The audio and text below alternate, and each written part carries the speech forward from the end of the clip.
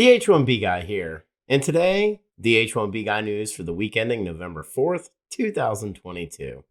Today I'll cover USCIS cracks down on multiple HCap applications, Canada's aggressive immigration plan, an impact of ACICS loss on H1B, OPT STEM, and I-140 applications.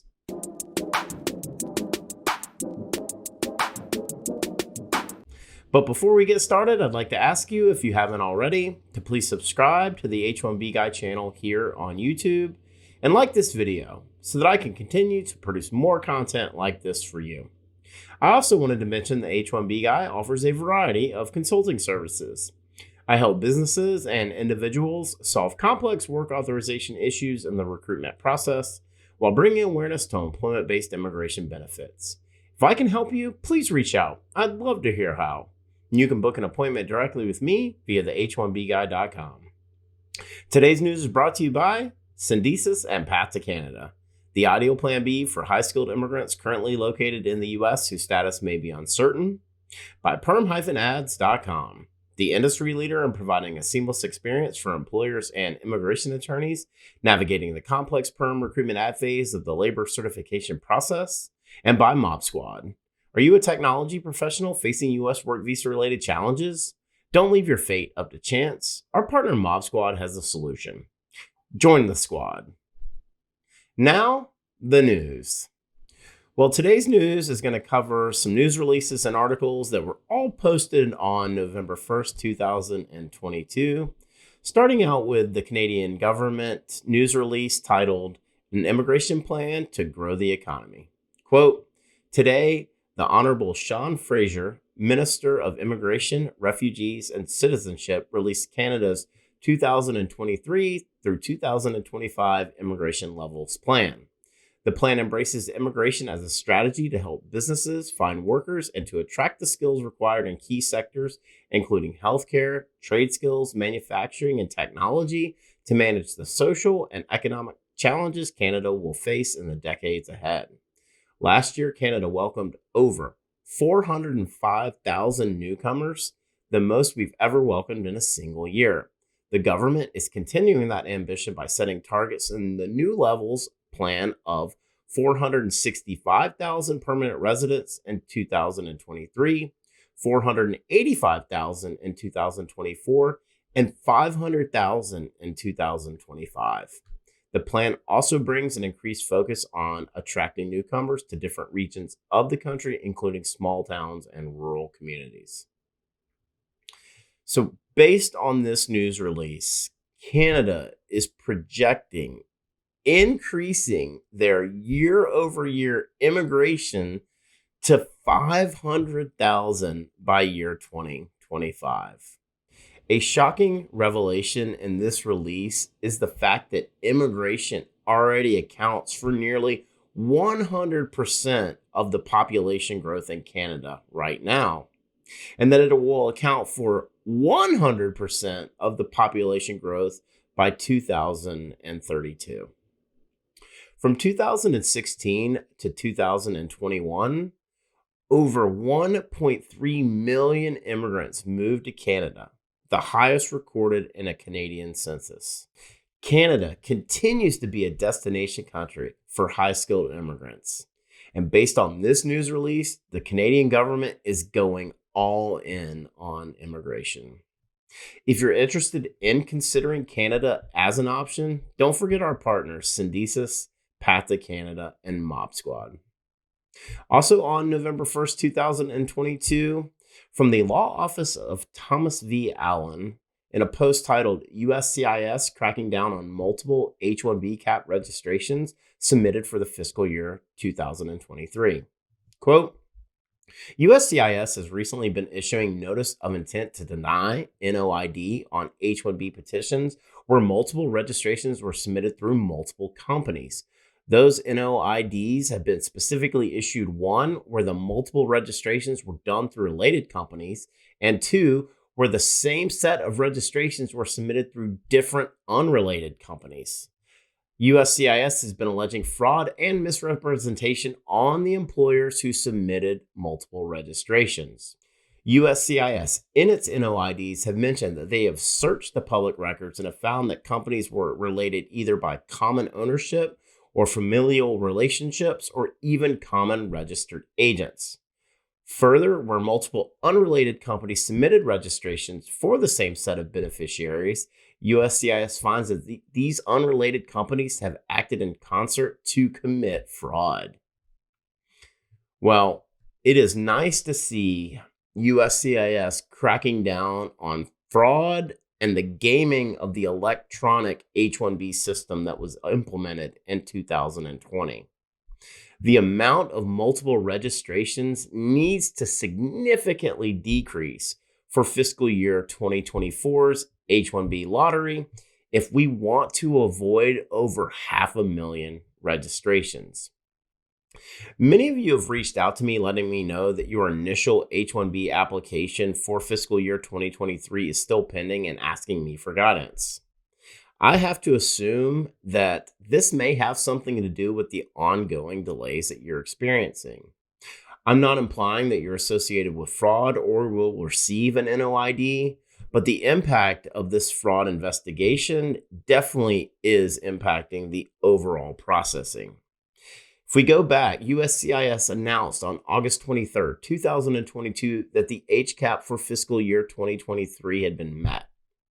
Yet, H1B applications that were received by June 30th of 2022 are still pending, and that should not be the case. Also on November 1st, 2022, in a USCIS news alert titled, ACICS loss of recognition may affect certain students applying for English language study and 24-month STEM OPT extension programs, H1B and I-140 applicants. Quote, F1 students wishing to participate in the STEM OPT extension program must have a degree from an ED-recognized accredited U.S. educational institution at the time that they file their STEM OPT application. As noted above, USCIS considers the filing of the application to be the date of the DSO's recommendation for the Form I-20. USCIS will issue a denial of any F1 student filing a Form I-765 STEM OPT extension if the STEM degree that is the basis for the STEM OPT extension was obtained by a college or university that was accredited by ACICS and the student's DSO's recommendation for a STEM OPT extension, as indicated on Form I-20, is dated on or after August 19th, 2022. Because students must use a STEM degree from an accredited SEVP certified school at the time of application, the ACICS loss of recognition as an accrediting agency prevents these students from qualifying for a STEM OPT extension. Students who receive a denial will have 60 days to prepare for a departure from the United States, transfer to a different school, or begin a new course of study at an accredited SEVP certified school. The loss of recognition means that colleges and universities solely accredited by ACICS are no longer accredited institutions, and any degrees conferred by those colleges and universities on or after August 19, 2022 will no longer qualify as a U.S. degree in terms of qualifying for the H1B advanced degree exemption. For beneficiaries who hold affected degrees, the loss of recognition also affects the I-140 petitions filed under the advanced degree and professional classifications where the beneficiary's educational credentials must be a U.S. degree or foreign equivalent degree. The loss of the recognition also affects cases in which the petitioner is claiming an H1B cap or ACWIA fee exemption as an institution of higher education.